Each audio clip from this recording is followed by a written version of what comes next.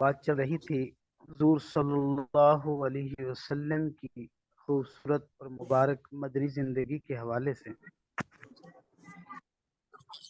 تو غزوہ احزاب اور غزوہ خندق یہ دو نام ہیں۔ ایک ہی غزوہ 5 ہجری میں یہ غزوہ لڑا گیا تھا۔ اس غزوے کو غزوہ احزاب اس لیے کہا جاتا ہے کہ احزاب کا مطلب ہے گروہ۔ یہ ایسا غزوہ تھا جس میں مشرکین کی طرف سے بہت سے قبائل نے مل کر مسلمانوں کے خلاف جنگ لڑی تھی، جس میں بنو نذیر، بنو غطفان، بنو سعد، بنو سلیم، بنو اسد اور قریش شامل تھے۔ کفار اور مشرکین کی طرف سے تقریباً 10 کے لگ بھگ تھی، اور اس کو غزوہ خندق بھی کہا جاتا ہے۔ وہ اس لیے کہ یہ پہلا غزوہ تھا جس میں مسلمانوں نے خندق کھود کر اپنا دفاع کیا تھا، اور حضور صلی اللہ علیہ وسلم نے صحابہ کرام رضوان اللہ تعالی علیہم اجمعین سے مشورہ کیا تو حضرت سلمان فارسی رضی اللہ عنہ نے خندق کھودنے کا مشورہ دیا، کیونکہ مدینہ کے تین اطراف میں پہاڑ اور جنگل تھے، تو ایک طرف سے مسلمانوں کو حملے کا خطرہ تھا۔ تو تقریباً 3000 صحابہ کرام رضوان اللہ تعالی علیہم اجمعین نے مل کر خندق کھودی، اور خندق کھودنے میں 20 دن لگے، جس میں مسلمانوں نے بھوک کی وجہ سے پیٹ پر پتھر باندھ رکھے تھے۔ جب کفار کا لشکر مدینہ پہنچا تو چونکہ وہ خندق نہیں پھلانگ سکتے تھے تو انہوں نے تیر اور پتھروں کے ذریعے سے جنگ لڑی۔ تو اس دوران مسلمانوں کی 6 شہادتیں ہوئی تھیں، اور اس غزوے میں اور کفار کی طرف سے 8 ہلاکتیں ہوئی تھیں، اور 20 دن کے بعد تیز طوفانی ہوا اور سخت سردی، جس کی وجہ سے کفار کے خیمے اکھڑ گئے، اور رات کے وقت ہی کفار چونکہ وہ میدان چھوڑ کر بھاگ گئے۔ تو اس طرح سے مسلمانوں نے اپنا دفاع کیا، اور پھر اس کے بعد کیونکہ یہ غزوہ تو فتح ہو گیا تھا، پھر دوسرا پوائنٹ ہے صلح حدیبیہ۔ 6 ہجری میں ہی معاہدہ ہوا تھا۔ مکہ معظمہ سے پہلے ایک کنواں ہے جس کا نام حدیبیہ ہے، اور وہاں کے گاؤں کا نام بھی اس کنویں کی وجہ سے حدیبیہ ہے۔ تو حضور نبی کریم صلی اللہ علیہ وسلم نے 6 ہجری کو عمرہ کی غرض سے مکہ جانے کا ارادہ کیا،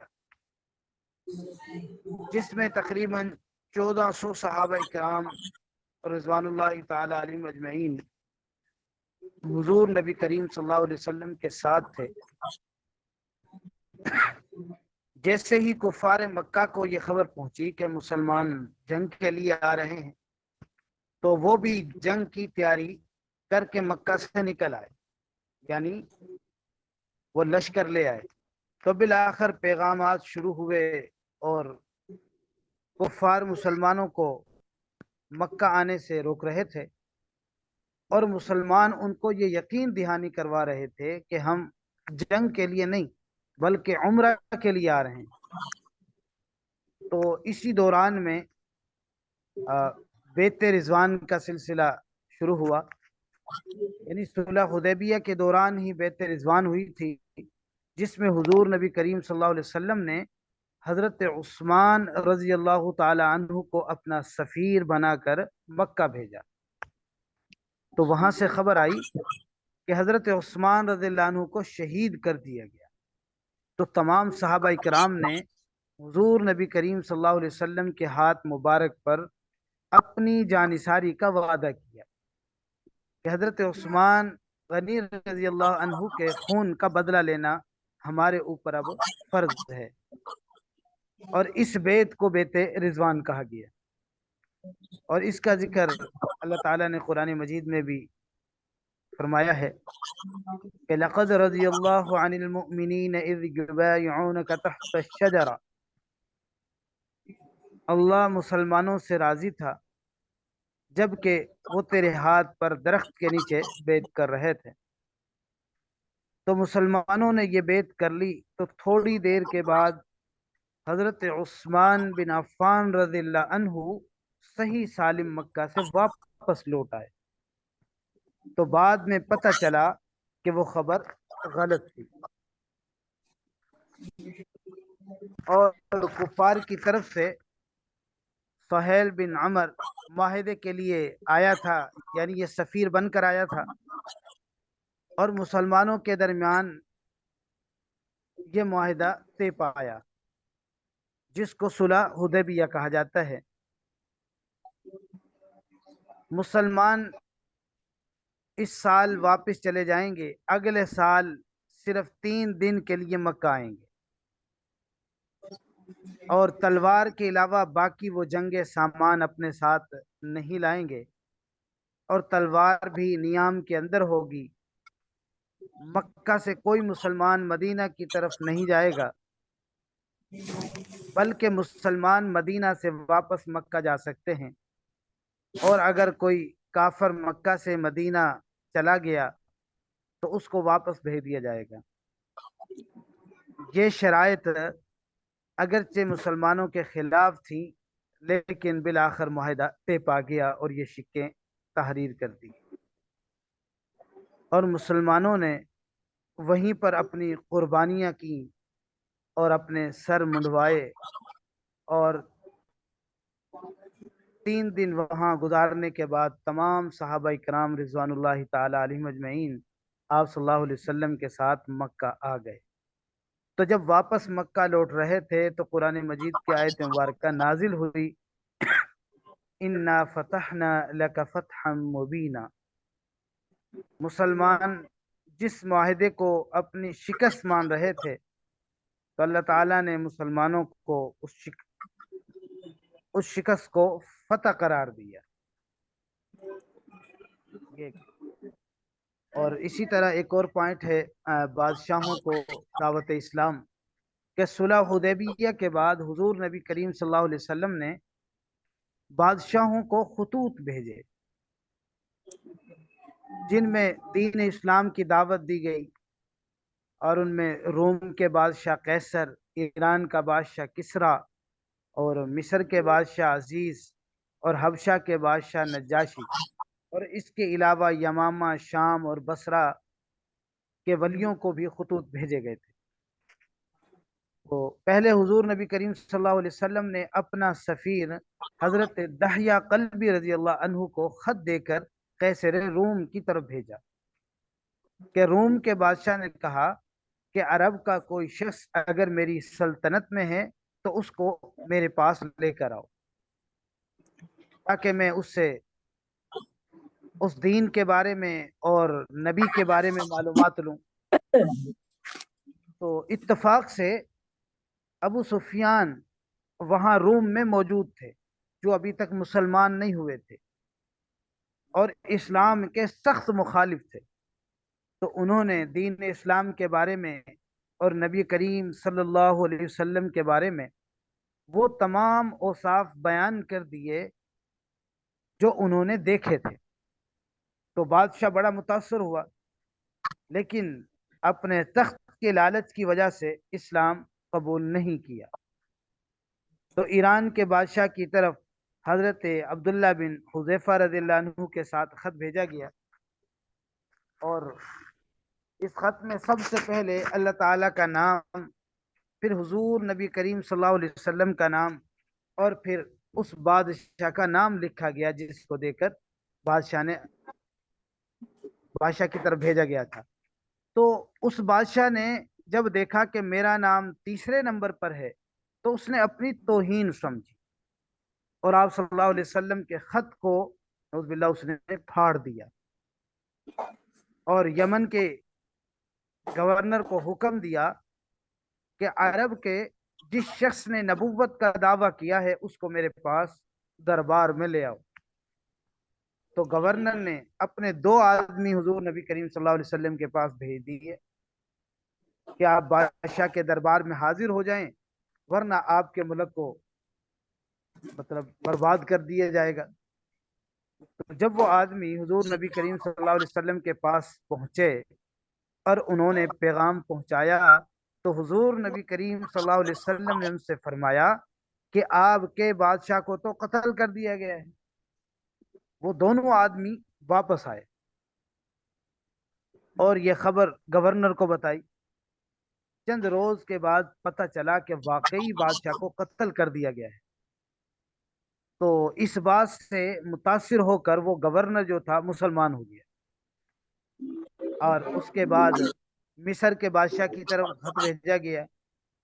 حضرت حاتب بن ابی بلتہ کے ساتھ بادشاہ کو جو خط دیا گیا، تو کہنے لگا کہ مجھے معلوم ہے کہ ایک پیغمبر آنے والا ہے، میں نے سمجھا شام میں ظاہر ہوگا۔ تو اس نے تحفے کے طور پر حضور نبی کریم صلی اللہ علیہ وسلم کو 2 قبطی لڑکیاں بھیجی، جس میں حضرت ماریہ رضی اللہ عنہا اور غالباً دوسرا نام سیرین اس طرح کا تھا۔ تو بہرحال تو اور اس کے ساتھ لباس اور خچر کا تحفہ بھی دیا۔ تو حبشہ کے بادشاہ نجاشی کی طرف خط بھیجا گیا عمر بن امیہ کے ساتھ۔ خط جب بادشاہ کے دربار میں پہنچایا گیا تو بادشاہ حضور صلی اللہ علیہ وسلم کے خط کے احترام میں اپنے تخت سے نیچے اتر آیا، اور اس نے اس خط کو آنکھوں سے لگایا اور اسلام یہ ہے قبول کر لیا۔ اسی طریقے سے فتح خیبر، خیبر میں یہودیوں کے بہت سے قبائل آباد تھے، وہاں انہوں نے 6 مضبوط قلعے بنا رکھے تھے، جس میں انہوں نے اپنے آپ کو محصور کر رکھا تھا، یعنی قید کیا ہوا تھا۔ تو ان قلعوں میں سب سے زیادہ جو مضبوط قلعہ تھا وہ قاموس قلعہ تھا، اور ان قلعوں میں تقریباً 20,000 سپاہی موجود تھے۔ تو 5 قلعے چونکہ وہ فتح کر لیے تھے، اور ایک قلعہ جو قاموس قلعہ تھا بڑا مضبوط تھا، یہ رہ گیا تھا۔ اس میں چونکہ وہ مرحب رہتا تھا، اور یہ مرحب عرب کا مشہور ایک پہلوان تھا جس کو 1,000 لوگوں کے برابر سمجھا جاتا تھا، یعنی اتنا طاقتور تھا۔ تو مسلمانوں نے کافی دنوں تک اس قلعے کو فتح کرنے کی کوشش کی، لیکن ہر مرتبہ ناکام رہے۔ پھر ایک دن حضور صلی اللہ علیہ وسلم نے فرمایا، کل میں جس کے ہاتھ میں جھنڈا دوں گا وہی اس کو فتح کرے گا۔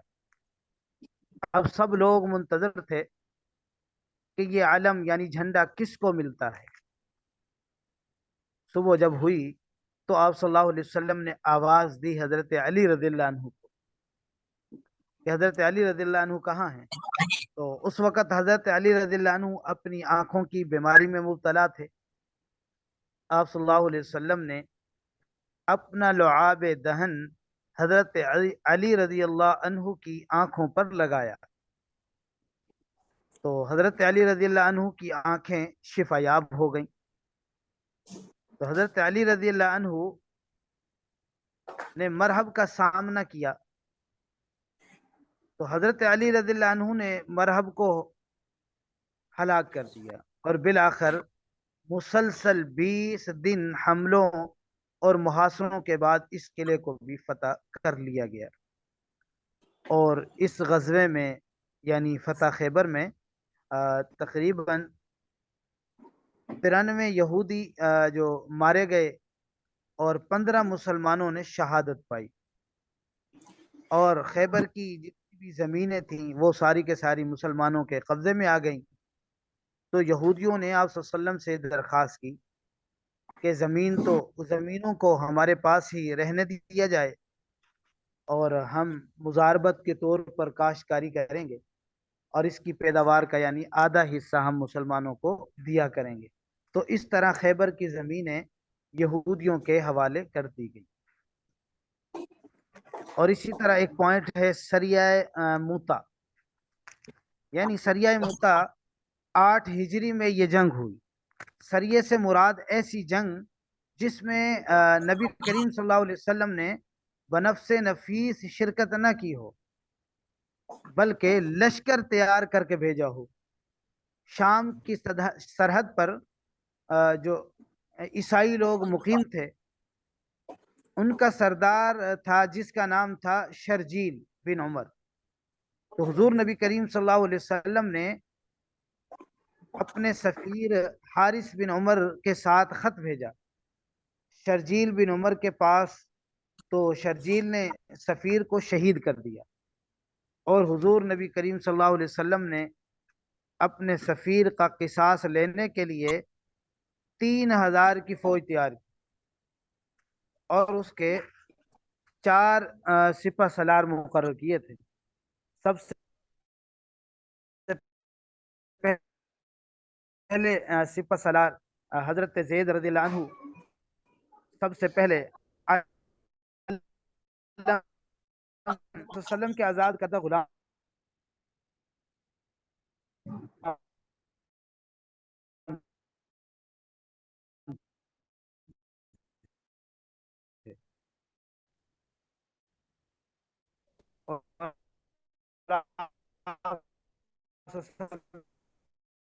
نے فرمایا اگر زید رضی اللہ عنہ شہید ہیں تو حضرت خالد بن ولید رضی اللہ عنہ ہوں گے.